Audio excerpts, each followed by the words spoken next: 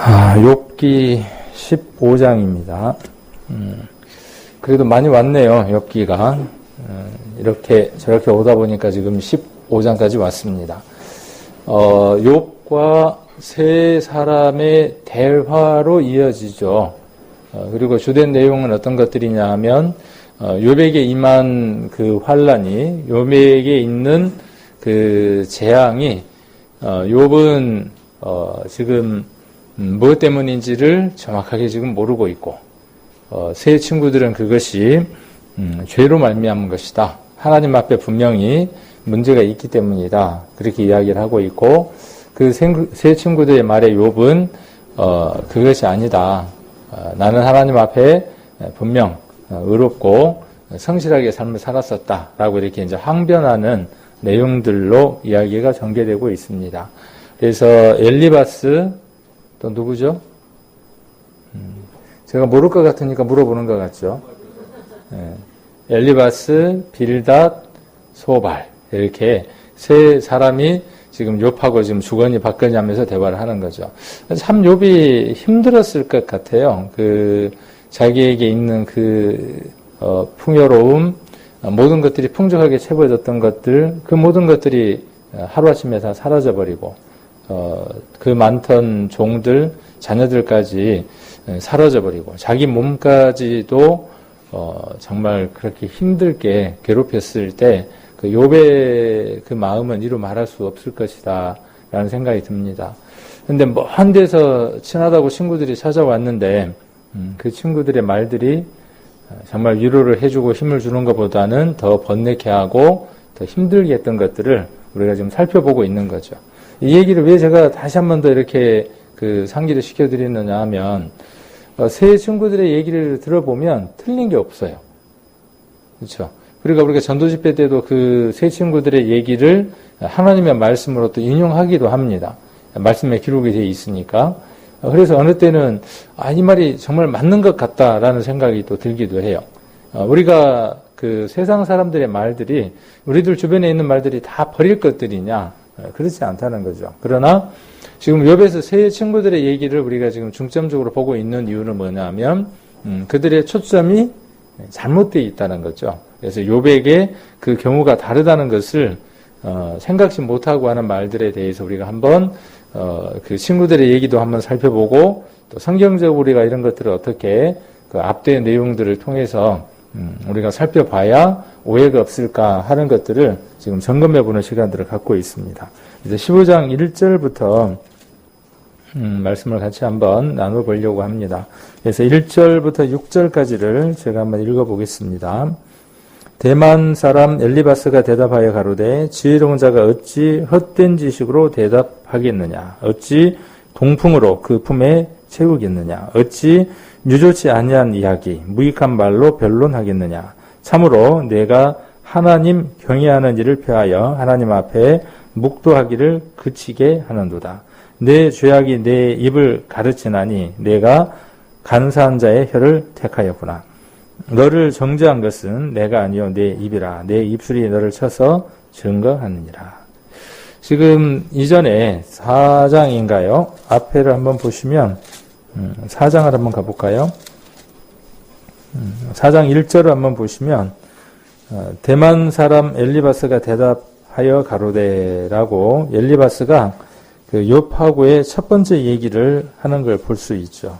그래서 어떤 얘기를 하느냐 하면, 예전에 내가 여러 사람을 붙들어주고 위로해주고 격려해주고 힘을 실어줬던 사람들이고 많은 도움을 줬던 사람이 아니냐. 근데 내가 지금 그 상황이 되어지니까 너도 어떤 사람 중과 별반 다를 바가 없구나 하고 이렇게 그 엘리바스가 이야기하는 내용이 4장 1절에 1절부터 쭉 내용이 되어지죠. 들었는데, 우리가 읽었는데 지금 잊어버리고 기억이 잘 안 날 뿐입니다. 괜찮습니다.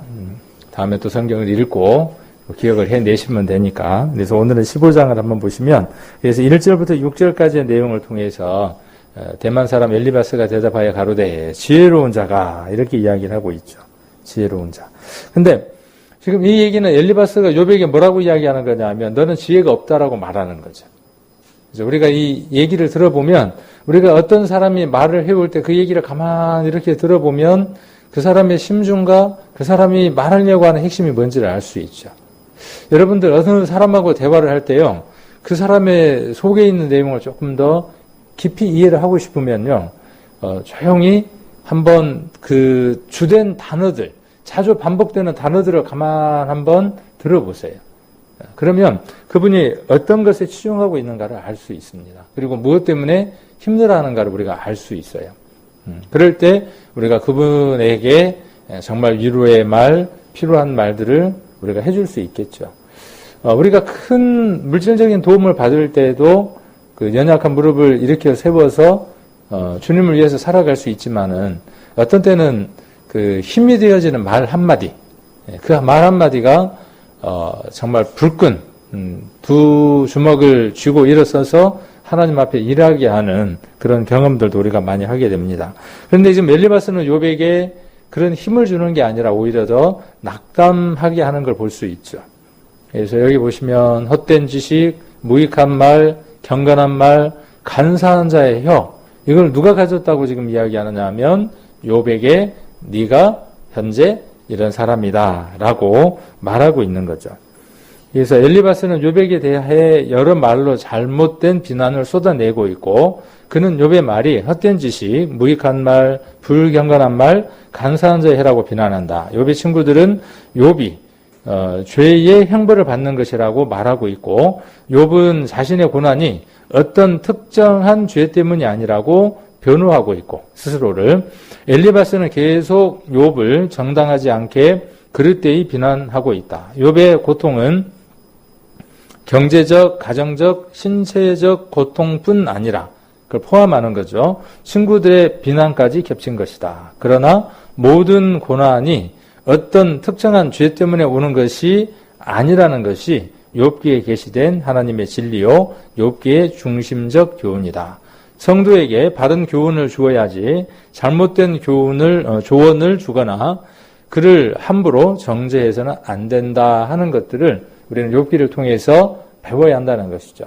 계속 제가 지금 욥기를 통해서 이야기하는 게 뭐냐 하면 어느 성도가 환난 가운데 있고 어느 성도가 물질의 어려움 가운데 있고 어느 성도가 질병에 걸렸어요.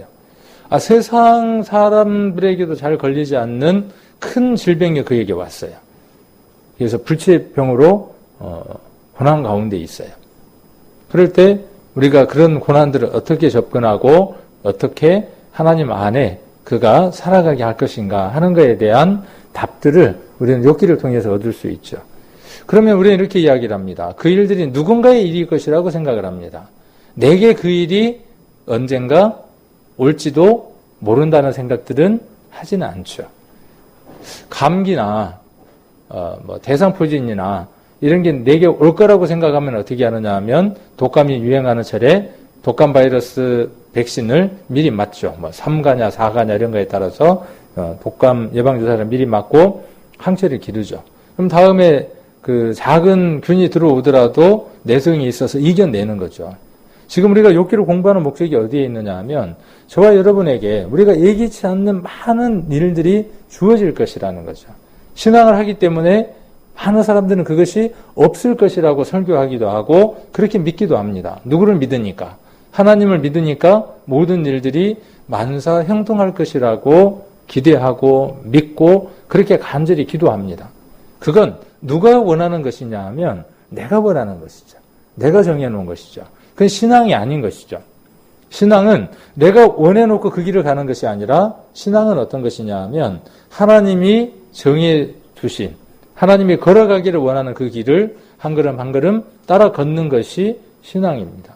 예수님이 그렇게 말씀하셨던 것처럼 두루마리 책에 나를 가리켜 기록한 것 같이 하나님의 뜻을 행하러 왔다라고 하는 것이 바른 신앙인의 자세죠. 우리도 하나님 앞에 우리가 걸어가야 할 길들이 적혀져 있죠. 근데 그 적혀져 있는 말씀 가운데에 꽃길이고 황금길이고 만사형통이고 이렇게 성경을 기록하고 있지 않다는 것이죠. 이제 믿을 필요가 없겠네. 교회 나올 이유가 없겠네요. 그럴 줄 알고 교회를 왔는데. 그럼에도 불구하고 어때요?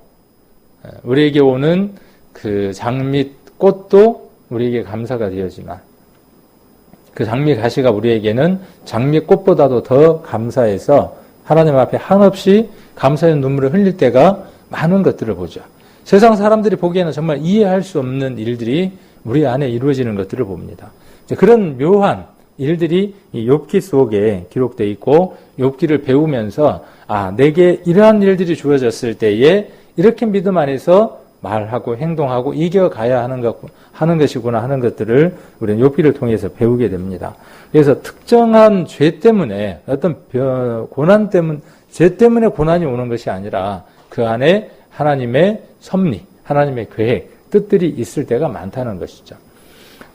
예전에 이런 예화를 제가 한번 해드린 적이 있는데, 성경하고는 조금 직접적인 예화라기보다는 조금 동떨어져 있긴 하지만은 좀 의미 있겠다라고 하는 생각이 들어서 한번 이야기를 해보려고 합니다.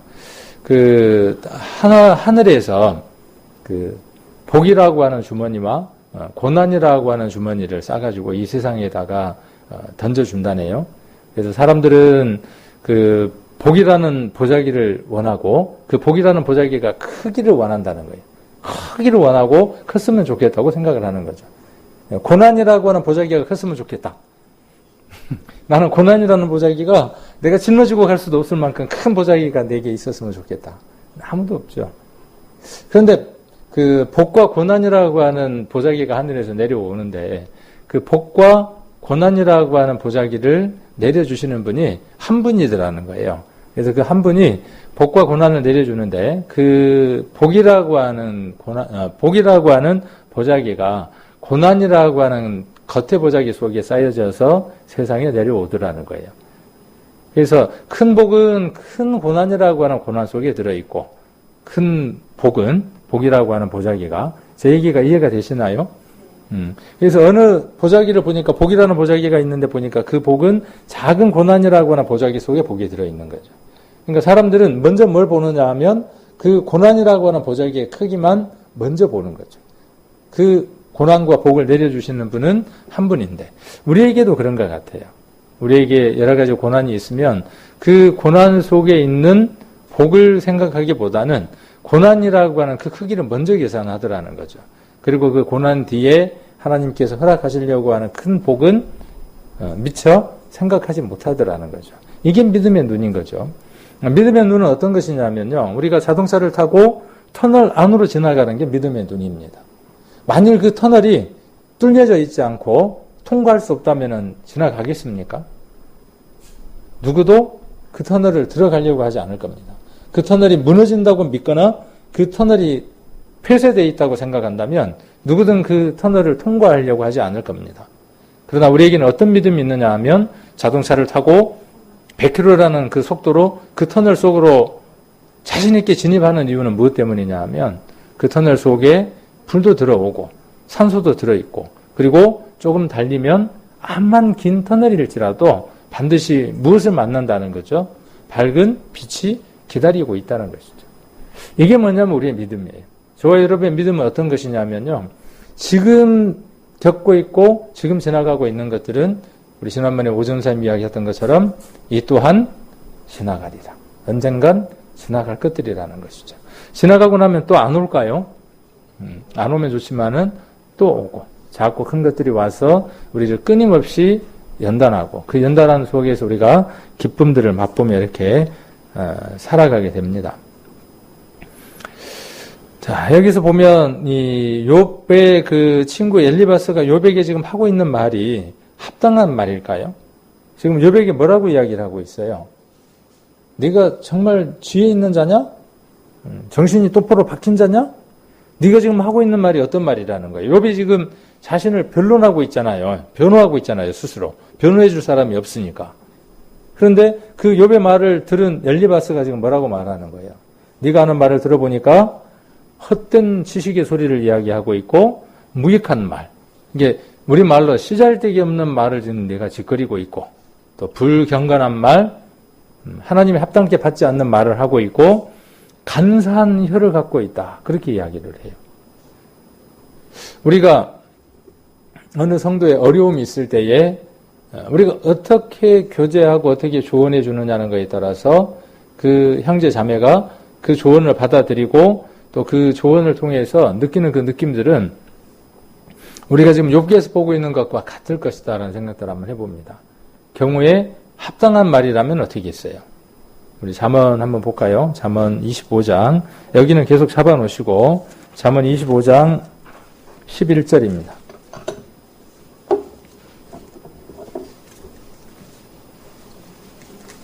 25장 11절 같이 한번 읽겠습니다. 경우에 합당한 말은 아로 새긴 은 쟁반의 금사관이라. 야, 이거 하나 있으면 얼마나 좋겠어요. 은 쟁반의 금사과. 야, 이 정도 크기의 금사과면 괜찮겠네요. 근데 무엇이요? 무엇이? 합당한 말, 합당한 말. 어떤 게 합당한 말일까요? 합당한 말이 합당한 말일까요? 합당한 말.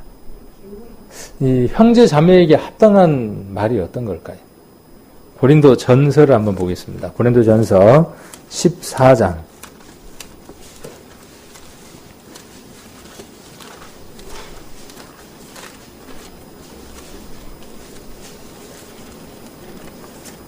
고린도전서 14장 마지막 절입니다. 같이 한번 읽겠습니다. 모든 것을 적당하게 하고 질서대로 하라. 모든 것이라 그랬죠. 그러니까 여기에 우리가 하는 말도 포함되고 우리의 행동도 포함되고 모든 거라 그랬으니까. 그러니까 모든 것을 어떻게 합니까? 이 적당이라는 말이 무슨 뜻이에요? 그 일명 유도리 있게? 이게 잘못 쓰면 어떤 거냐면요. 그냥 그 눈가림이라고 하는 의미로 이 말을 이해할 수 있습니다. 적당하게. 이 발음을 잘해야죠. 적당하게. 이게 눈대중처럼 그냥 그 대충 이런 의미로 이 적당이라는 말을 이해하실 수 있어요. 근데 이 말은 그런 말로 오해되어질 수 있는 말이 아닙니다. 제가 예전에 구역 모임 때도 한번 이 말씀을 드린 기억이 나는데 이 적당이라는 말은 이런 거예요. 홈플러스를 갔어요. 홈플러스를 갔는데 여러분들이 뭘 하고 싶으냐 하면 옷을 하나 사고 싶어요. 옷을 하나 사고 싶은데 사이즈를 정확하게 몰라요. 하여튼 아reb이든 뭐든 양복점 이름 있는 양복점이든 하여튼 가면 뭐가 있냐 하면 옷을 입어볼 수 있죠. 옷을 입어볼 수 있는데 옷을 입고 어떻게 볼 수 있어요. 근데 다 보는 데서 벗을 수는 없잖아요. 그러니까 어디 하느냐 하면 사각으로 된 조그마한 그 틀 속에 들어가서 옷을 벗고 입어보죠. 그걸 뭐라 그러냐면 피팅이라 그래. 피팅. 이게 피팅이라는 게 뭐냐 하면 이 옷이 내게 맞는가 안 맞는가를 걸쳐보는 거예요. 그래서 이게 맞춤복이 아니고 기성복이니까 길이가 길면 어떻게 해야죠? 접어가지고 아저씨한테 이만큼 잘라주세요. 옷도 싸게 해주고 수선하는 것도 공짜로 해주세요. 그리고 이제 딜을 해야 되잖아요. 그런 게 뭐냐면은 우리가 적당해요. 그러니까 어떤 틀이 있고 형식이 있는데 그 기준이 있는데 그 기준에다가 어떻게 하느냐 하면 맞추는 겁니다. 적당이라는 것은. 저와 여러분에게 적당해야 하는 게 있어요. 경우에 합당한 말이 있어요. 성도로서 해야 할 말과 하지 말아야 할 말이 있어요. 누구나 듣기 아름다운 말은 어떻게 해야 되느냐 하면 해야 하겠죠. 듣기에 거북하거나 상대방의 인격을 무시하거나 비하하거나 하는 말들은 우리가 해서는 안 되는 것이죠. 그것은 경우에 합당한 말이 아닌 것이죠. 적당한 게 아니죠. 근데 뭐가 적당한지를 알아야 적당한지 하든지 말든지 할 거 아니에요. 성도가 수요일, 주일 교회 오는 것 적당한 거예요? 아니에요? 성도가 교회를 와야 돼요? 안 와야 돼요? 오는 게 어떻게 한 거죠? 적당한 거예요. 다른 말로 합당한 거예요. 근데 이 시간 이 빈자리들의 주인들은 어디가 계실까요?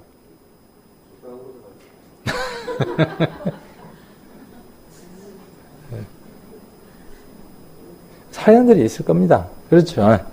피치 못한 사양들이 분명히 있을 거예요.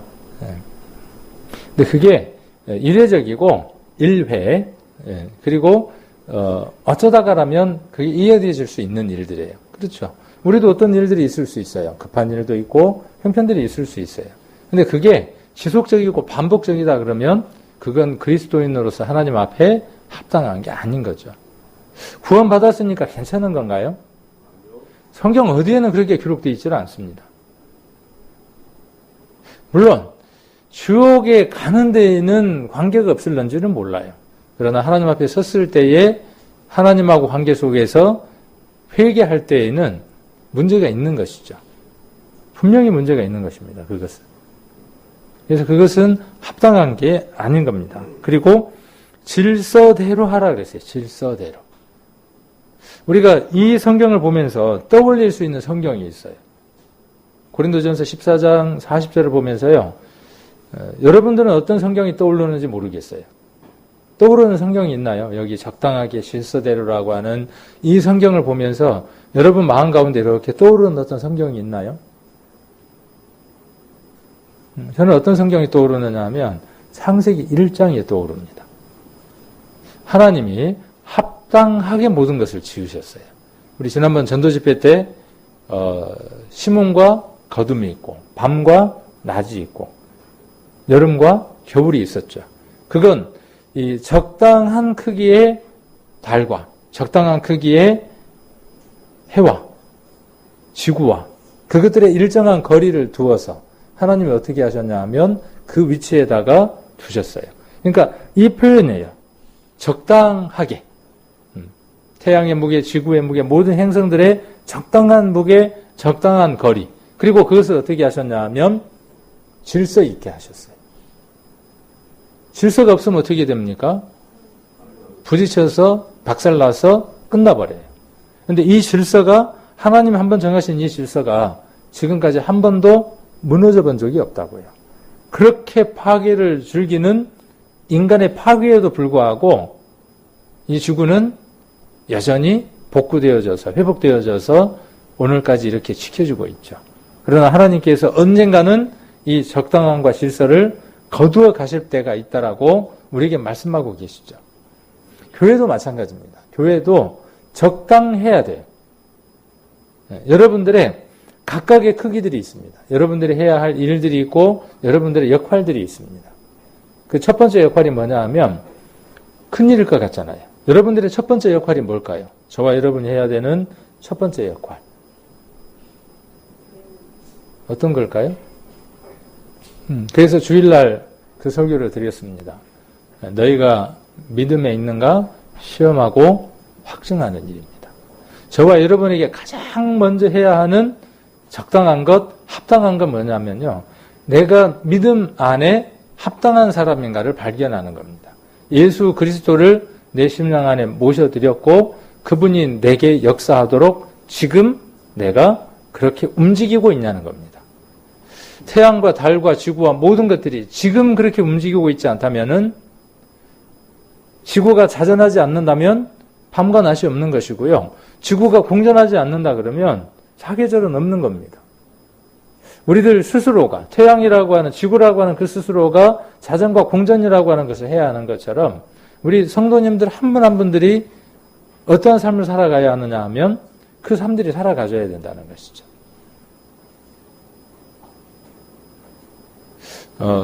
말씀에 충실해서 말씀이 심령 안에 늘 채워져 있어야 하고 찬양이 있어야 하고 기도가 있어야 하고 요즘은 참 희한한 세대 가운데 있더라고요.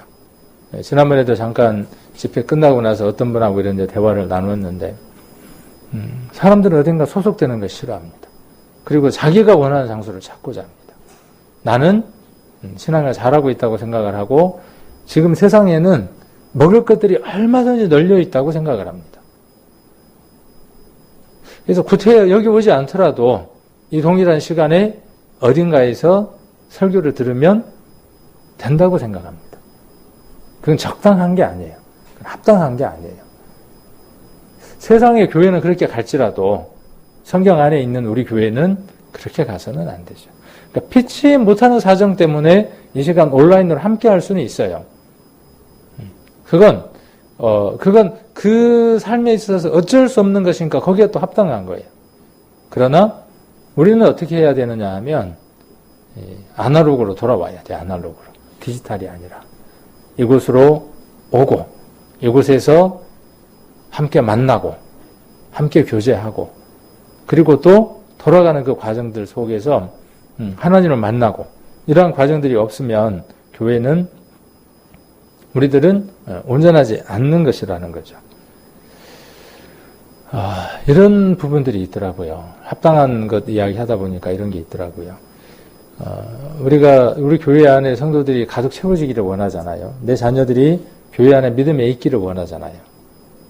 그래서 전도도 하고 주변에 있는 그 공동체 속에 있는 사람들에게 전도 집회가 있으면은 우리 교회 전도 집회가 있다라고 이야기를 합니다.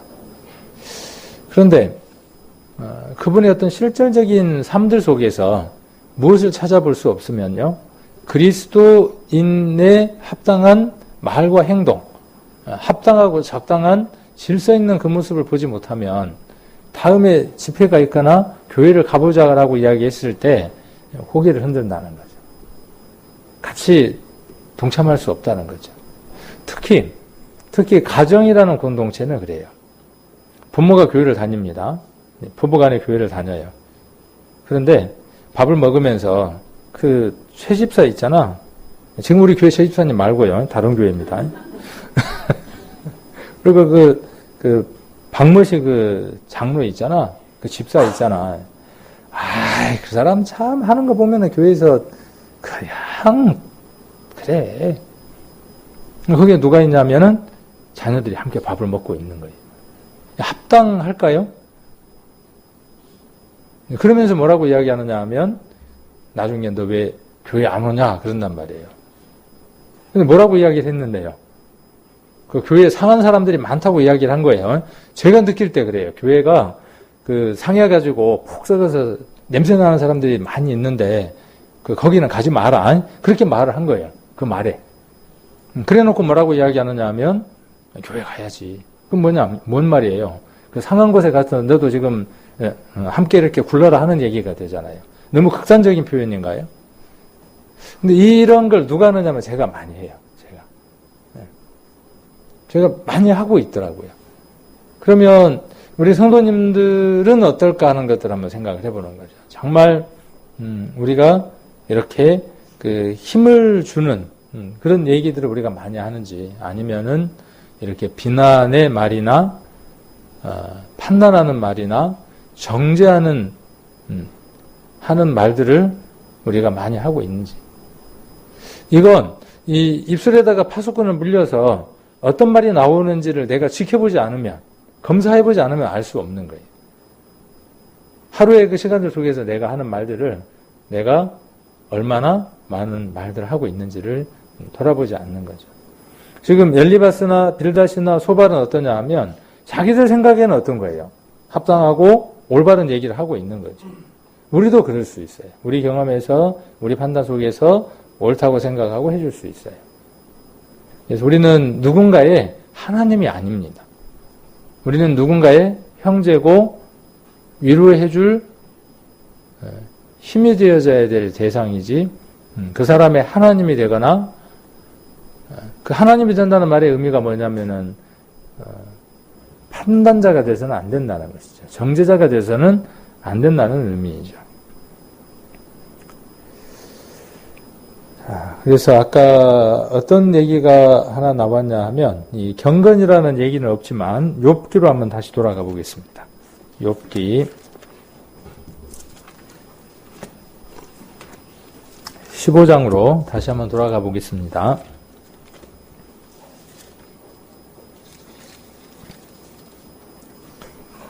4절입니다. 욥을 어떤 사람으로 지금 이야기하고 있냐면 헛된 지식을 대답하는 사람이고 품에다가 뭘 채우는 사람이에요? 동풍을 채우는 사람이에요. 품에다가 동풍을 채웠으니까 15장 2절입니다. 그랬으니까 어떻게 했어요?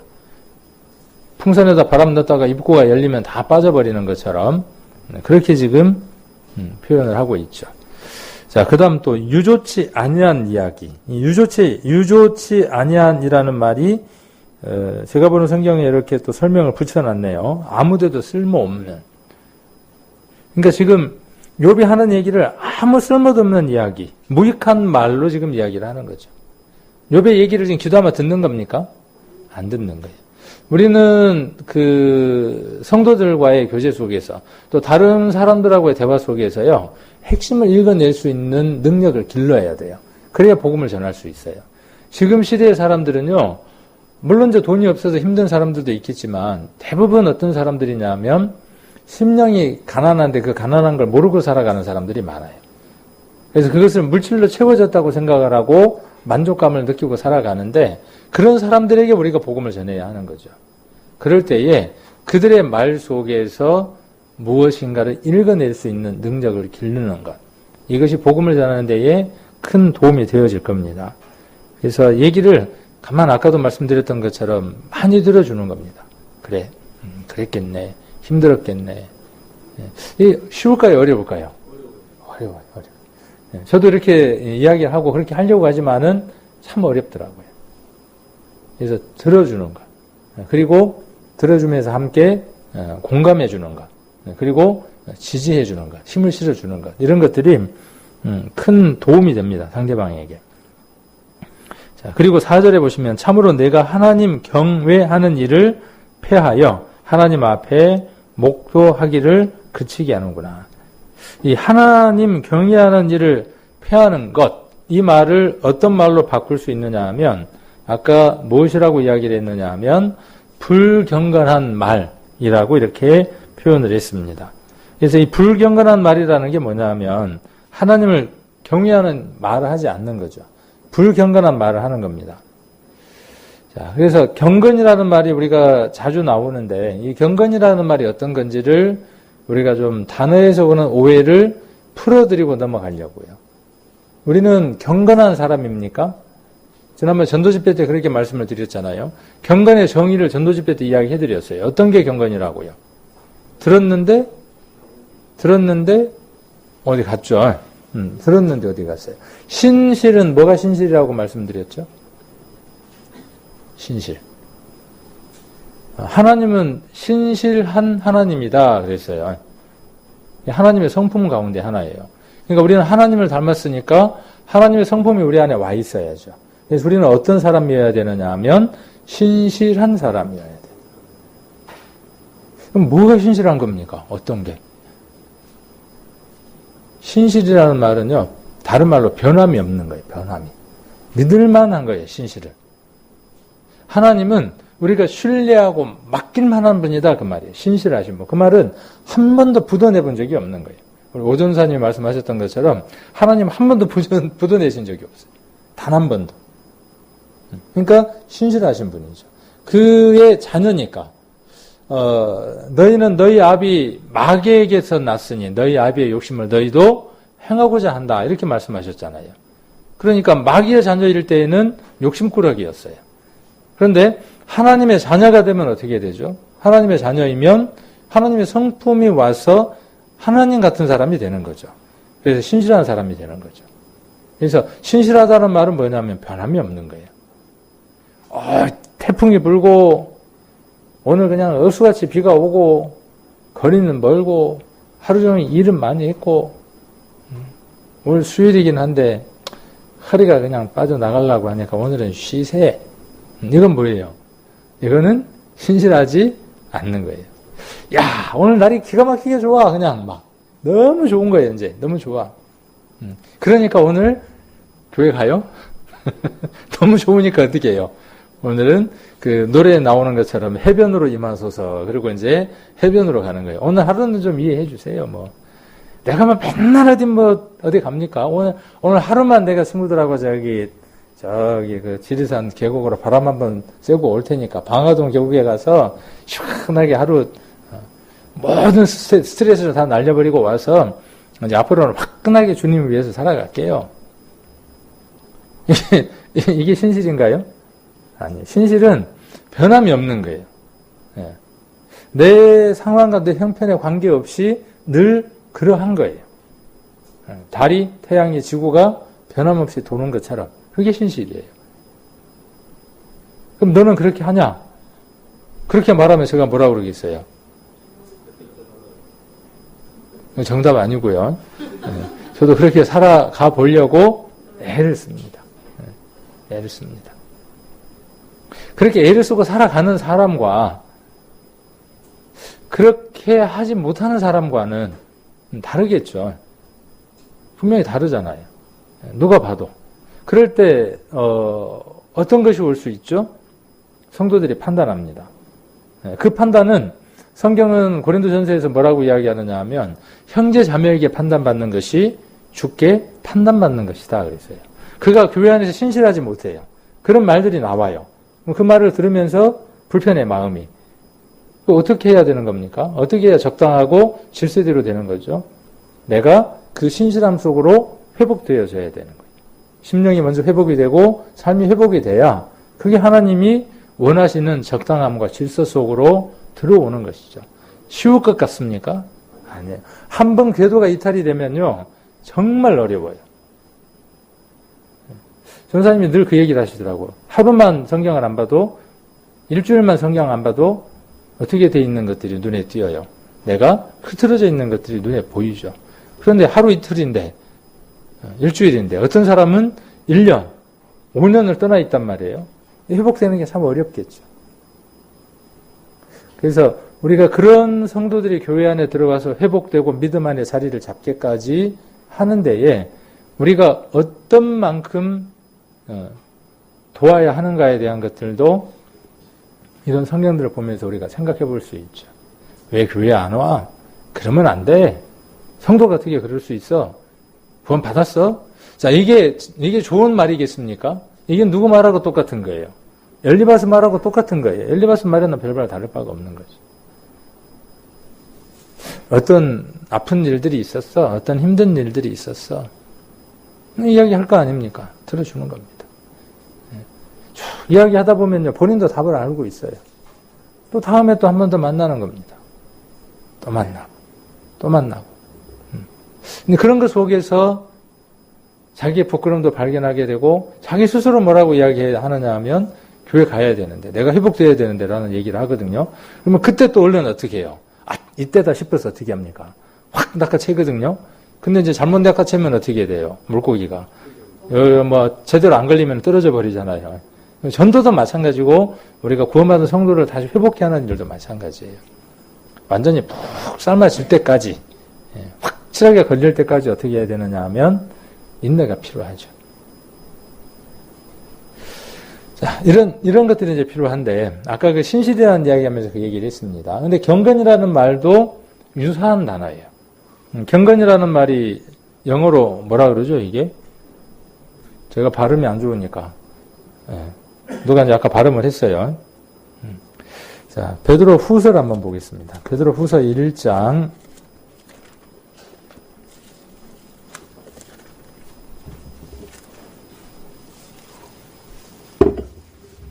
베드로 후서 1장 3절입니다.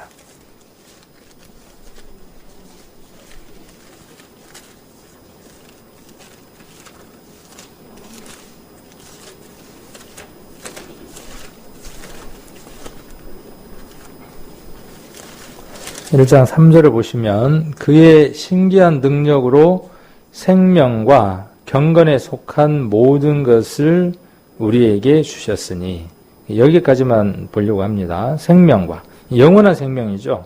그 다음에 경건에 속한 모든 것 이것을 우리에게 주셨어요. 그러면 경건한 자가 어떤 자냐? 저와 여러분이 경건한 자입니다.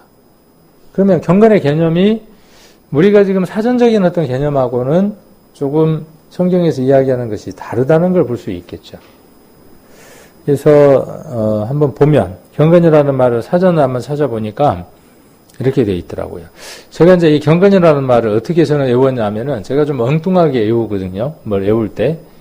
근데 내가 생각해도 좀 기발한 것 같아요. 경건이라는 말은 영어로 가두리잖아요. 가두리. 근데 그냥 발음을 잘 못하면 가두리 양식장이에요. 그죠? 가두리. 그 가두리 양식장은 어떻게 합니까? 그 안에 고기들이 나가지 못하도록 다 가둬 놓는 거죠. 하나님 안에 가둬져 있는 사람. 그래서 이 단어를 보면 어떤 거냐면 이런 단어예요. 그러니까 경건이라는 건 사전적인 의미는 이래요. 공경하는 마음으로 깊이 삼가는 태도. 그러니까 경건은 마음과 태도가 함께 들어있는 말이에요. 사전적인 의미는. 그런데 경건하다는 한자말은 공경할 경자와 정성 건자가 어우러진 말이에요. 영어의 가드리는 하나님, 신을 뜻하는 가세, 다운, 스러운을 뜻하는 부사, ly가 붙어 만들어진 말이에요. 그래서 단순하게 말하면 하나님다운, 하나님스러운, 한자적인 표현으로는 신적인 하나님에게 어울리는 뜻으로 이해해 볼 만해요. 제가 푼 게 아니고 저도 이렇게 생각을 하고 있었는데 인터넷 카페에 보니까 누가 이렇게 글을 올려놨어요. 그래서 원어하고 연관해서 이렇게 헬라어와 연관해서 이런 의미다라고 한자와 영어를 풀어서 이야기를 했습니다. 그래서 경건이라는 건 지난번 전도집회 때 이야기했던 것처럼 어떤 온매무시를 가다듬고 조용하게 사뿐사뿐 걷는 것은 아니에요. 이게 뭐냐면은 이원론적 사고고 흑백 논리를 가진 사고예요. 우리는 그런 사고를 버려야 합니다. 그러니까 경건은 뭐냐면 그걸 포함하는 거예요. 교회 그러면은 무엇이 교회입니까? 교회 그러면은 꼭 한 가지만 자꾸 이야기를 하는 거예요. 교회 그럼 뭐 한 가지만 이야기합니까? 우리가 교회. 근데 요거는요. 요거 지금 우리 모이는 여기는 교회 당이에요. 교회 당. 교회 당도 뭐냐면 보이는 교회와 보이지 않는 교회가 있어요. 지금 우리가 이야기하는 우리가 하나님의 성전이다, 몸이다, 하나님의 집이다 말하는 것은 뭐냐 하면 보이지 않는 교회에 대해서 이야기하는 것이고요. 우리가 지금 모여 있는 거예요. 이렇게. 교회가 모여 있는 겁니다.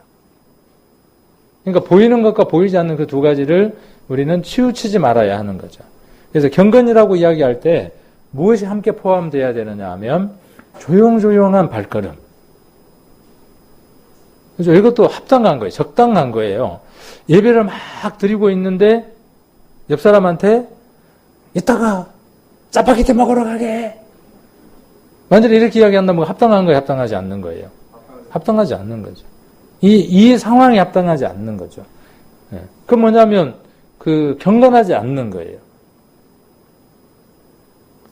이제 쉬운 예로서 그렇다는 거예요. 그래서 삼가는 태도도 있어야 하고 무엇도 있어야 합니까?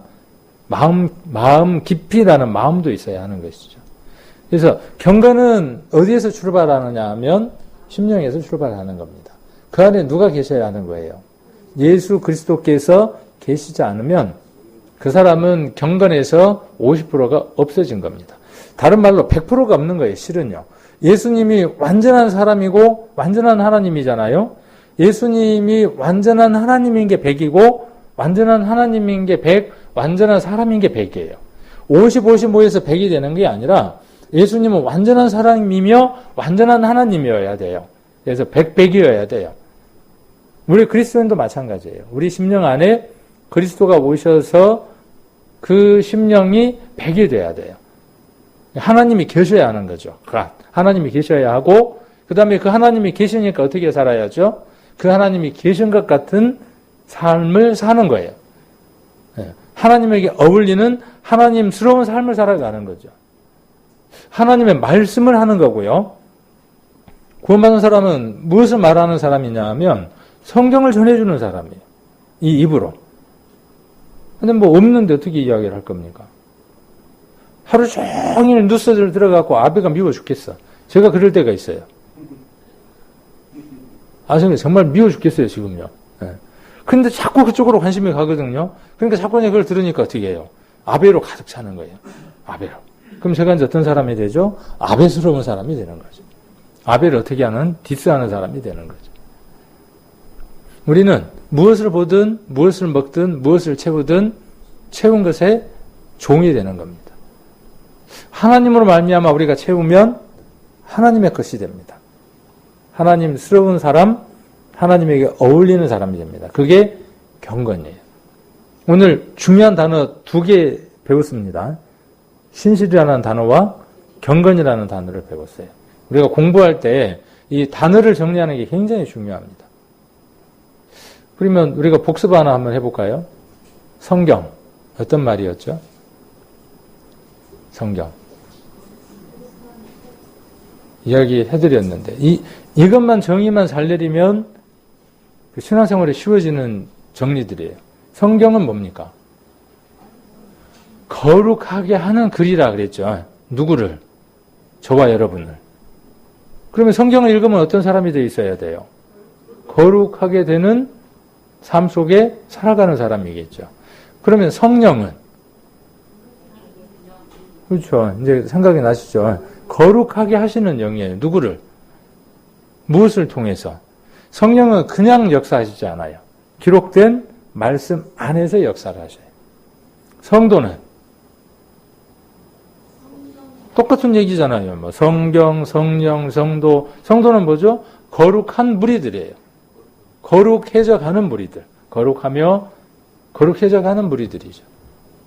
그러면 뭐 성경에 나와 있는 대부분들 우리가 정리를 한 것들이죠. 이게 뭐냐면 우리가 믿는 믿음이에요. 믿음대로 산다는 건 뭐냐면 이 틀, 그렇죠? 이 틀에 뭘 하는 거죠? 피팅, 맞추는 거예요. 예수 그리스도의 옷으로 우리의 몸과 삶들을 맞춰가는 거예요. 예수 그리스도의 옷을 자르는 게 아니고 그 옷에 누가 맞추는 거죠? 우리의 삶을 맞춰가는 거예요. 여러분들의 삶들을. 그게 구원받은 사람의 가치관이어야 돼요. 그래서 옳지 않으면 버려야 하고 옳은 것은 어떻게 해야 돼요? 변함없이 주님 오실 때까지 행하고 살아가야 돼요. 쉬운 일이면 이야기를 할 필요 있나요? 없죠. 구원받은 그날 각자 어떻게 하면 돼요? 일하러 가면 되죠. 각자 일하러 가면 되죠. 근데 왜 이렇게 함께 모여서 교제하고 이런 시간들이 필요하냐 하면 다 연약하니까. 도우심이 필요하니까. 자, 그래서 경건이라는 말이 여기 기록이 되어 있고 디모데 후서 3장을 한번 보겠습니다. 디모데 후서 3장. 3장 5절.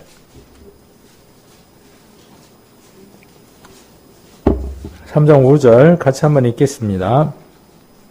경건의 모양은 있으나 경건의 능력은 부인하는 자니 이 같은 자들에게서 내가 돌아서라. 자, 경건의 모양은 뭐예요? 아까 제가 설명드린 그 내용들입니다. 하나님이 그 심령 안에 계시고 말씀 속에서 어떻게 살아가야 한다고 하는 그 포맷이 있는 사람들이에요. 저와 여러분이죠. 경건의 모양이 있는 사람들이니까. 그런데 무엇은 부인해요? 그것으로 말미암아 살아가는 능력은 부인하는 사람들이에요. 뭐 그게 그렇게 중요한데 뭐. 구원 받았는데 뭐. 우리가 혹 실수한다고 할지라도 잘못 살았다고 할지라도 다 이미 해결되어 있는데 뭐. 자, 이렇게 생각하는 게 뭐냐면 경건의 능력을 부인하는 자들이에요. 이 같은 자들에게서 내가 돌아서라요. 저와 여러분은 경건한 사람이 맞습니까? 그러니까 뭐가 막 요동치기 시작을 해요. 양심이라는 놈이 펌핑을 하면서 네가 무슨 경건은 호랭이가 물어갈. 자, 이게 믿음이 아니잖아요. 믿음은 무엇이에요? 하나님의 나를 경건한 자로 삼으셨다잖아요. 아까 베드로후서 1장 3절에서. 그걸 믿는 게 뭐예요? 믿음이에요. 내가 나를 들여다보니까 죄는 그대로 있어. 말씀은 뭐라고 말씀하시죠? 내가 내 죄를 기억지 않는다고 말씀하셨어요. 동이 서에서 먼 것처럼 내 죄를 멀리 하셨다고 말씀하셨어요.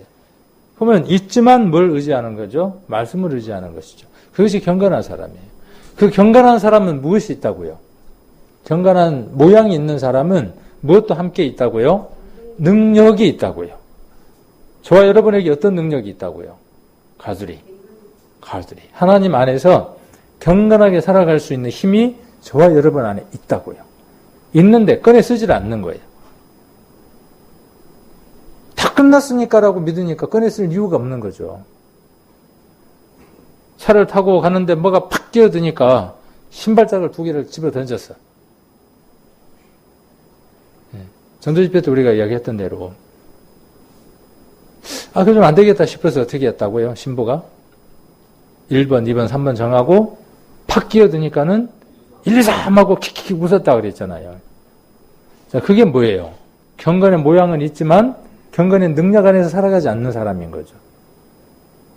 만일 우리가 구원받았으니까 어떻게 살아도 상관없다라고 말하는 것은 그 사람과 별반 다를 바가 없는 거죠. 크게 차이가 없는 거죠.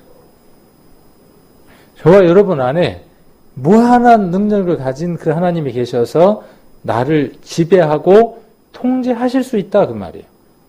내게 능력 주시는 자 안에서 내가 모든 것을 할 수 있다는 말의 의미가 그 의미예요. 저와 여러분 안에 계신다고요. 그분이. 그러면 신발짝 던지는 그것도 누가 통제하실 수 있다고요. 또 통제돼야만 어떤 거예요? 경건한 삶을 살고 있는 거예요. 제가 이런 말씀을 드리려니까 부끄러워. 핸들만 잡으면 그럴 수 있으니까. 근데 그럴 때마다 뭔 생각을 한다고요. 이제 이 말씀을 들은 사람은 베드로후서 3장 5절이라든지 디모데 후서 3장 5절이라든지 베드로후서 1장 3절을 배우고 들었던 분들은 앞으로 그 상황 가운데 처할 때 시어머니가 몹시도 나를 밉게 할 때 남편이 나를 정말 괴롭힐 때 정말 받아들일 수 없을 만큼 힘든 일들이 내게 올 때 내가 육신적인 사람이 돼서 그냥 본성으로 돌아가서 모든 것 속에서 충실하는 그런 폭발적인 모습을 드러내려고 할 때 여러분들에게 그런 시점이 없습니까? 직장에서. 용광로처럼 정말 터져버리고 싶은 이 더운 날 그냥 냄비가 끓어서 터지는 것처럼 그렇게 터져버리고 싶을 때들이 없던가요? 저만 그런가? 얼마 전에 제가 한번 어디에서 주차를 했는데, 한번 제가 이야기한 적이 있지만, 주차를 했는데 제가 들어갈 자리가 없는 거예요. 그래서 이쪽에 있는 분한테, 이쪽에 차를 옮겨줘야 제가 들어가니까, 주차를 하신 분한테 전화를 해서, 제가 차를 도저히 이동을 할 수 없는데, 차 좀 이동해 주시면 안 돼요? 그랬더니, 가만히 있어봐. 거의 반말이에요. 가만히 있어봐. 여기도 아니고 가만히 있어봐. 나 계산하고 갈게. 굉장히 불쾌하더라고요. 이게 목소리 자체가.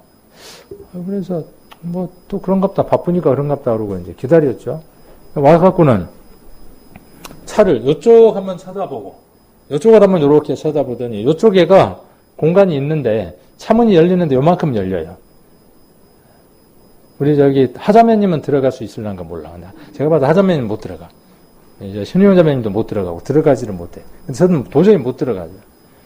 저기 사장님, 그런다고 저기 아저씨 그럴 수도 없으니까 사장님, 제가 여기 들어가겠어요? 그랬더니 들어가면 한번 쳐다보더만 들어가겠구만 그래. 젊은 사람이 빡빡 흑이는 그래. 이게 이제 뚜껑이 열리잖아요. 이게 경건한 모양이 있고 능력이 있으면 어떻게 돼야 돼요? 그래. 세상 사람들은 다 그래. 나도 그럴 수 있고, 여분이 뭔가 좀 덜 돼서 그런가 보네. 그러고 이제 말아야 되는데. 제 입에서 나오는 첫마디가, 나이 든 사람이 그러면 돼요? 낯살이나 먹어갖고. 아니, 오는 말이 와야 가는 말이 곱죠. 그래서, 낯살이나 잡은 사람이 그렇게밖에 못 살아요? 내가 그랬어요, 이제. 젊은 사람이 빡빡하게 그러니까. 이게 뭐냐면, 그거, 빡빡하게 한 거 타보라 그 말인 거예요, 저보고. 굳이 뭐 그거 전화해서 빼주라 그 말이에요. 그 말이냐, 그 말이죠. 이게 막 퍼부어대기 시작을 하더라고요. 그러니까 저도 이제 기분이 별로 안 좋으니까 같이 이제 퍼부었죠. 신나더만요, 막 하니까. 아드레날린이 막 분비가 되면서 막 유쾌하더라고요. 언제 후회를 할까요? 그 순간에 벌써 후회를 해요. 그 순간에. 그 짧은 순간 안에 그러면서도 주체가 돼요, 안 돼요? 이게 지금 이걸 제가 왜 이야기하느냐 하면 어떤 상황이 되면 저와 여러분 똑같아요. 그런데 우리 안에 무엇이 있다는 말씀을 드리고 싶어서요. 이 경건의 능력이 저와 여러분 안에 계신다는 말씀을 하고 싶어서 그래요. 그분이 내 안에 계신다고요. 그게 가술이라고요. 내 안에 계신다. 그러면 계시면 어떻게 하면 돼요? 그 음성에 반응하면 되죠. 순종하면 되죠. 만일 제가 그날 교회 봉고차를 타고 가서 됐으면 그럴 수 없어요. 그 본거사에 뭐가 붙어 있습니까? 광량생명교라고 붙어 있으니까 못하죠. 근데 누차를 타고 갔냐면은 제 승용차를 타고 갔으니까 익명성이 보장이 되잖아요. 그런 거예요. 인생은 그래요. 구원 받았으니까 괜찮습니까? 아니다고요. 얼마나 괴로운가요? 그 이후에 지금까지도 그 생각을 하면 괴로워요. 그렇죠. 마음이. 이래야 하는 게 뭐냐 하면 정상적인 그리스도인이라고. 거기에서 승리를 해야, 거기에서 이겨야 어떤 그리스도인이라고. 승리하는 그리스도인이라고. 그럼 이게 누구하고 제일 못 참냐면요. 부부간에 못 참아요. 제일 힘든 게. 그 다음 누구냐면 자식하고 관계 속에서. 정말 힘들죠. 이런 것들 속에서 우리가 승리해 나가야 하는 것. 이것이 예수님을 믿어야 되는 이유입니다. 저와 여러분이 믿음 안에 있어야 되는 이유입니다. 이것이 구원받은 이유이기도 합니다. 그래서 어제보다 오늘 우리는 어떻게 되어져 있어야 되느냐 하면 더 하나님스러운, 하나님다운 모습이어야 돼요. 누가 그렇게 인정할 수 있도록? 먼저는 아내가, 자녀가. 어제보다 오늘 우리 아버지가, 우리 어머니가, 우리 아들이, 우리 딸이. 이제 부끄럽죠. 이렇게 말하려면. 우리 집사람도 있고, 이제 딸도 있으니까. 우리 딸이 요러고 쳐다보네요. 그래서 유익한 것 같아요. 이 말씀 안에 이렇게 서는 것이, 왜냐하면 그렇게 살아가야 하니까. 한번 이 뱉은 말이 내 안에 깨달아진 것이고, 보여진 말씀들이니까 하고 그렇게 살아가야 되겠죠. 근데 제일 함부로 하는 대상이 누구냐 하면, 아내와 자녀예요. 쉽게 그 분노나 이런 것들을 드러냅니다. 그래서 우리들의 가정들이 회복이 돼야 하는 거죠. 내 자신이 그렇게 믿음 안에 있으면서 예수 그리스도께서 내 안에 계신 줄을 알지 못하는 때가 어떤 때예요? 아까 그때잖아요. 탁 하고 끌어오를 때잖아요. 그럴 때 누가 계신 것이 인정이 되면요. 이게 불순물인 거예요. 그 불순물이 제거되면 우리는 어떤 사람이 돼요? 하나님 앞에 쓰이기 합당한 사람들로 되어져 가는 거죠. 경건에 대한 이야기를 하면서 이렇게 좀 긴 얘기를 한번 해봤습니다. 욥기로 다시 돌아가서 경건이라는 단어 잊어버리실란가요? 또? 근데 걱정 마십시오. 다음에 또 이야기 해드릴게요. 15장 7절부터 10절까지를 보겠습니다. 내가 제일 처음 난 사람이냐? 지금 엘리바스가 욥에게 이야기하는 겁니다. 산들이 있기 전에 내가 출생하였느냐? 이 얘기를 왜 할까요? 욥의 얘기가 지금 엘리바스에게 어떻게 들리는 거예요? 쥐잘났다고 지금 들리는 거죠. 그러니까 지금 어떻게 하고 싶은 거예요? 한번 꺾어놓고 싶은 거죠, 지금. 그리고 8절에 하나님의 모의를 내가 들었느냐? 지혜를 홀로 가졌느냐? 홀로 가졌냐? 이 말은 뭐예요? 야, 네가 혼자 그렇게 똑똑하냐? 이런 비아냥의 얘기들이에요. 9절에 너의 아는 것이 무엇이기로 우리가 알지 못하겠느냐? 야, 네가 아는 정도는 나도 알아야 이런 거죠. 이게 지금 조언해주는 사람의 말이에요. 시비 거는 사람의 말이에요. 그죠? 우리가 이제 욥기를 읽어보면 이 친구가 와서 하는 말이 어떤 것들인지를 느낄 수 있죠.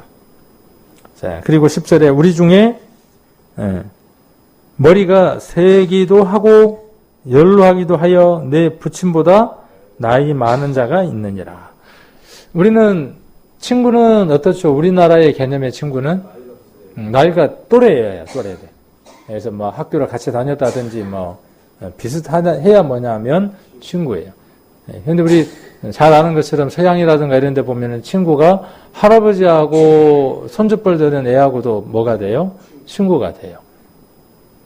여기도 지금 그런 어떤 그 상황들 한번 생각을 볼 수가 있겠죠. 그래서 친구인데 내 부친보다 나이가 많아. 이 얘기를 하려고 하는 목적이 어디에 있는 거예요? 이런 거예요. 우리 회사라든지 어느 곳에서 어떤 이야기를 할 때 젊은 사람이 바른 얘기를 하거나 똑바른 얘기를 하면 그 얘기가 당돌하거나 좀 정도가 심하다 그러면 뭐라 그래요? 요 얘기 하잖아요. 아직도 수염이 허연게. 그죠? 수염도 허연게. 그 말은 뭐예요? 나는 수염이 하얀데. 나이로 지금 뭐 하는 거죠? 나이로 지금 누르는 거예요. 네가 그런 거 경험해봤어? 우리가 이게 사회 속에서 굉장히 만연한 것이고, 이것이 어디 속에서도 우리가 만연하냐 하면, 교회 안에서도, 만연한 것들이죠. 근데 우리 교회를 보면은 그런 부분들이 덜한 것 같아요. 모르겠어요. 저는 제가 그렇게 느껴서 그런지는 모르지만, 함부로 한다는 말의 의미는 아닌데, 어떤 데 보면은 우리 선생님들의 나이를 제가 모를 때들이 많아요. 그냥 어떻게 생각하냐 하면, 나이 생각 안 하고 그냥 지내온 것 같아요. 그런다고 그러면 함부로 했냐면 그건 아닌데. 그래서, 예를 들면은 정선미는 이제 나이가 제가 몇인지 잘 모르겠고. 그런데 어떻게 생각하냐면은 그냥 같은 또래라고 생각을 하는 거예요. 또래라고. 느낌에. 그래서, 같은 어떤 일을 하는 사람이고, 같은 하나님을 섬기는 사람이고, 또 같은 마음으로 살아가는 사람이라고 생각하는 그런 마음들이 저와 또 여러분들에게 함께 이렇게 있다라는 생각을 합니다. 그런데 여기 보니까 엘리바스는 어떻게 하냐 하면은 지금 나이로 누르는 거죠. 내 부친보다 나이 많은 자가 있는데 버르장머리 없이 네가 지금 머리를 꼿꼿이 세우냐? 뭐 이런 내용들이에요. 그래서 엘리바스는 욥의 확고한 지식과 신념에 대해 반박하면서 그 친구들 가운데에는 나이 많은 자도 있고 심지어 욥의 부친보다 나이 많은 자가 있으며 나이 많은 자들은 젊은 자보다 지혜와 지식이 더 많은 법이라고 주장하고 있다. 어때요? 맞나요? 대체로는 맞아요. 대체로. 그래서 뒤에 그것은 일반적으로는 옳은 말이다. 일반적으로는 그래요. 나이가 많으면 경험한 게 많으니까 더 많은 지식을 갖고 있다라고 말할 수 있어요. 율법에서도 율법 우리 레위기에도 너는 셋머리 앞에 일어서고 노인의 얼굴을 공경하라고 말했어요. 이거 율법이니까 지킬 필요 있어요, 없어요?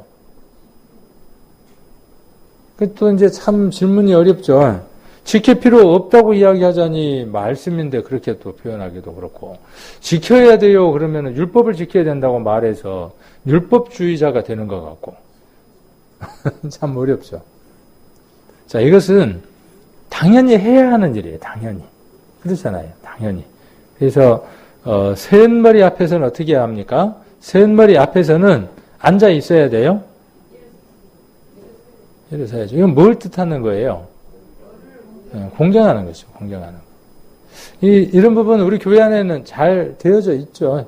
우리 어르신들 오시면 우리가 또 인사도 하고, 저도 이제 그렇게 잘은 못하지만 하려고 애를 써봅니다. 그래서 이렇게 차에서 내리시면 또 인사도 하려고 하고 또 이렇게 끝나고 가실 때에도 우리가 어르신들, 우리도 곧 그 연세를 따라잡고 또 그 형편이 될 텐데, 그래서 우리가 후진들에게 뒤에 있는 성도들에게 본일에게 하기 위해서 우리도 그렇게 이 셋머리 앞에 일어서는 모습을 보이려고 또 애를 쓰죠. 우리가 그렇게 하면 우리보다 젊은 세대들도 앞으로 그렇게 해서 우리가 흰머리가 되면 셋머리가 된 다음에 일어서겠죠. 뭐 안 하면 또 어쩔 수 없는 거죠. 뭐 그 세대에 안 한다 그러면 어쩔 겁니까 이제 뭐. 근데 그것이 세상은 그렇게 한다고 할지라도 말씀 안에서는 그것이 합당한 거고 그것이 질서라고요. 그렇죠. 그 말씀 우리가 오늘 깊이 이해해야 될 필요가 있죠. 교회 안에서도 우리가 이런 그 질서는 세워져야 되겠다 싶어요. 그래서 노인의 얼굴을 공경하라는 거죠. 노인의 얼굴을 공경하라 이렇게 말씀하고 계시죠. 집에서 시어머니나 시부모는 잘 모시지 않는데 교회 와서 어르신들을 잘 모신다. 그것도 또 안 맞겠죠. 교회 어르신들을 잘 모시면 집에 가서 시부모님도 시어르신도 잘 모셔야 되겠죠. 또 이렇게 말씀을 드리려고 하니까 가슴이 또 찔려오네요. 그러면 친부모님도 어떻게 해야 되는데? 잘 모셔야 되는데. 그렇게 못하여서 마음이 많이 무겁죠. 더 자주 찾아가고 더 공경해야 맞는 것이죠. 친부모도. 자, 그래서 공경하라 그랬고, 욥기 12장 12절도 늙은 자에게 지혜가 있고 장수하는 자에게는 명철이 있다. 이렇게 말씀하셨어요. 그리고 우리 르호보암 사건도 잘 알잖아요. 그래서 젊은 소년들의 조언을 따라서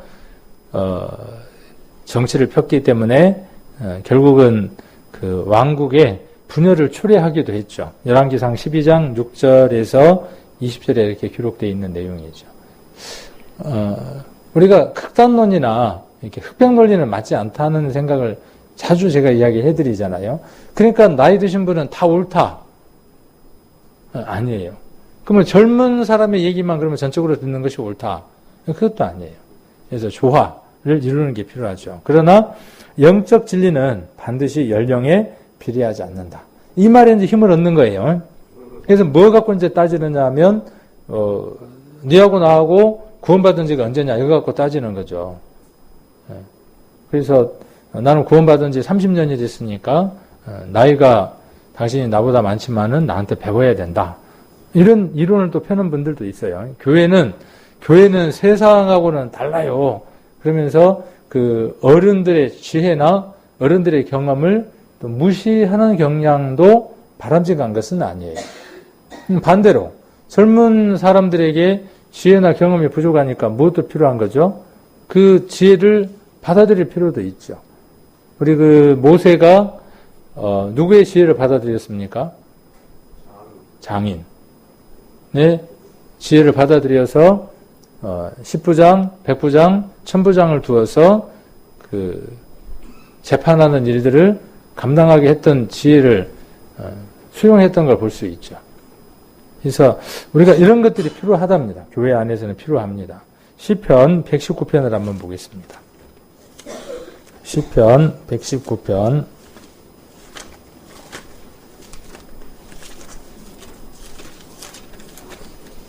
시편 119편이 너무 좋더라고요. 뭐 안 좋은 성경이 어디 있겠습니까만은 시편 119편은 특히나 버릴 구절이 한 구절이 없는 것 같아요. 119편 94절 한번 보시면 94절 나는 주의 것이오니 이런 고백을 할 수 있는 게 얼마나 멋있습니까? 저와 여러분도 이 고백을 할 수 있는 분들이잖아요. 그렇죠? 나는 주의 것이오니. 그러니까 어떻게 하라는 겁니까? 알아서 하시라는 거죠. 이것처럼 뭐라 그러죠 이거를 이렇게 하는 건 없죠. 하나님 앞에. 나는 하나님 것이니까 굶든지 먹든지 죽든지 살든지 알아서 하십시오죠. 정말 간이 큰 거죠, 이건. 근데 이게 우리의 고백이기도 하죠. 나는 주의 것이오니 나를 구원하소서. 내가 주의 법도를 찾았나이다. 악인이 나를 멸하려고 엿보오나 나는 주의 증거를 생각하겠나이다. 내가 나의 모든 완전한 것이 다 끝이 있어도 주의 계명은 심히 넓으니이다. 내가 주의 법을 어찌 그리 사랑하는지요. 내가 그것을 종일 묵상하나이다. 이렇게 했으니까 고백을 이렇게 하겠죠. 내가 그것을 종일 묵상해요. 주의 법을. 자꾸 우리는 머릿속에서요. 계명, 법 그러면은 자꾸 전도 집회 때 들었던 뭔 생각이 떠올라요? 율법에 대한 부정적인 것만 머릿속에 계속 떠올라요. 그래서 율법은 정죄하는 것, 죄를 깨닫게 하는 것, 그래서 율법은 하나님의 의를 이룰 수 없는 것, 이런 얘기만 계속 머릿속에 떠오른다고요. 근데 이 계명과 법은 무엇을 뜻하나요? 하나님의 말씀 전체를 이야기하는 겁니다. 기록된 말씀 전체를 이야기하시는 거예요. 하나님이 아담과 하와에게 주신 말씀이 무엇이었습니까? 아담과 하와에게 모든 것을 다 다스리게 짓게 하시고 그들에게 주셨던 것이 그 말씀이 다른 말로 바꾸면 뭐예요? 지금 여기 96절에 보시면 주의 계명이에요. 그렇죠? 그것을 먹는 날에는 정령 죽으리라고 하는 처음에 계명을 주셨어요. 말씀이지만 계명이에요. 뭐 다른 의견이 있나요? 그리고 또 그게 뭐예요? 주의 법이에요. 그것이 어때요? 사랑스러워요. 아담과 하와가 그 계명과 법을 사랑스러워했다면 어떻게 했겠습니까? 사단의 유혹에 빠져들지 않았다니까요. 그런데 어떻게 했어요? 그 말씀을 버렸어요. 그 법과 계명을 버렸어요.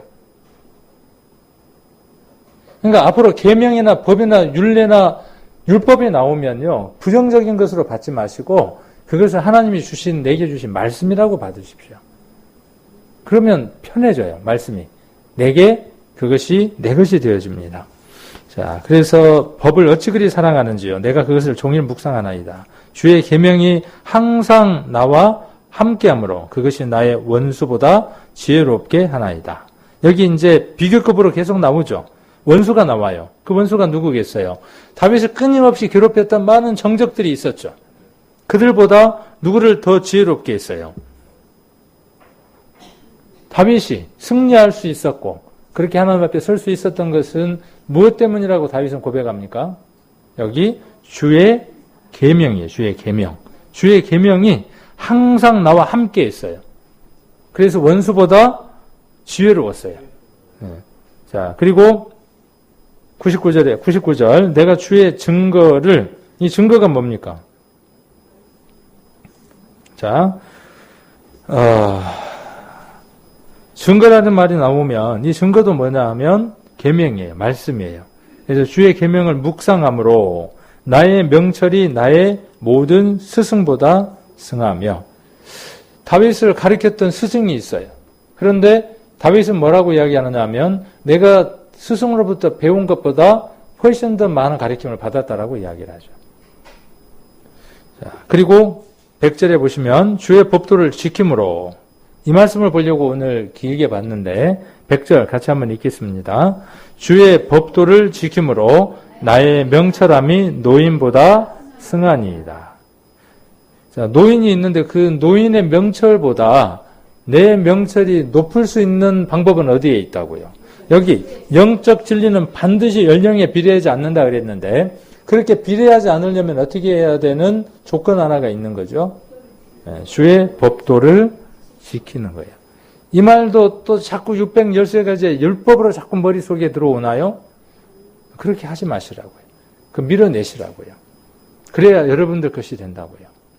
아담과 하와에게 선악을 알게 하는 나무의 실과를 먹으면 정령 죽으리라고 말씀하셨던 그 말씀이 우리에게도 동일하다고요. 오늘 뭐라고 말씀하시느냐 하면 하나님 우리에게 주신 이 말씀을 우리가 먹으면, 그 말은 뭐냐 하면 지키면, 행하면, 그런 뜻이에요.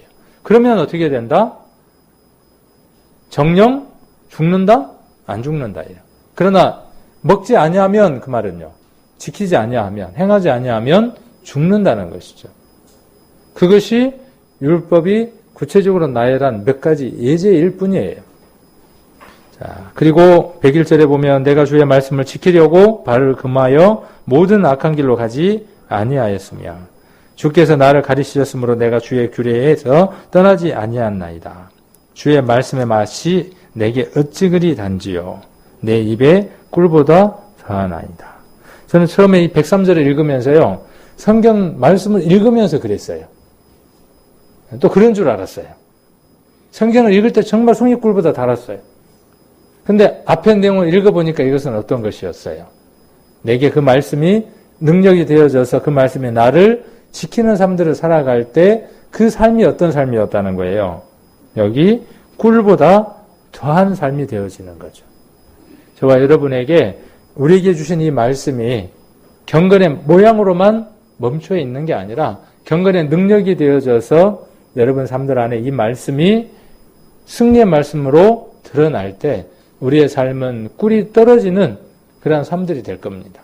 그리고 주변에서 우리의 삶들을 갈망하고 우리의 갈망 속으로, 우리의 그 삶 속으로 들어오려고 하는, 우리의 소망에 대해서 물어보는 사람들도 분명히 생길 겁니다. 이 삶이 되면 부부 관계는 행복할 것이고, 부모와 자식 간의 관계는 사랑스러워질 것이고, 우리가 있는 그 공동체는 우리로 말미암아 기쁨이 되어지는, 회복되어지는 그런 공동체가 되어져서 우리를 통해서 하나님이 이루시는 일들이 이루어질 겁니다. 요셉이 있는 곳마다 어떤 일이 이루어졌냐 하면 그를 통해서 큰 하나님의 도우심들을 그 주변에 있는 사람들이 입었던 것처럼 우리도 우리의 삶들 안에 가는 그 길들 안에 우리를 통한 하나님의 그 역사하심들이 곳곳에 분명히 있을 겁니다. 그렇게 승리하는 귀한 삶을 살아가는 저희들이 되시기를 원합니다.